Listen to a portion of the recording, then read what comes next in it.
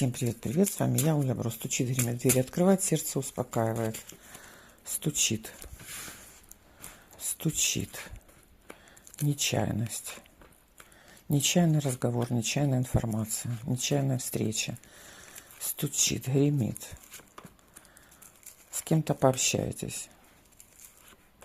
Стучит, гремит, двери открывает. Разговоры, консультации, казенный дом, возможно, на расстоянии, подсказка какая-то приходит, что сердце успокоит. Ну, интерес получаете, да? Вы получаете интерес. Радость, интерес, казенный интерес, финансовый интерес. Разговоры, встречи, все спокойно, сердечко успокаивается. Хлопоты казенные, да? Хлопоты казенные, хлопоты в казенном доме, прояснение ситуации, какие-то подвижки, продвижения.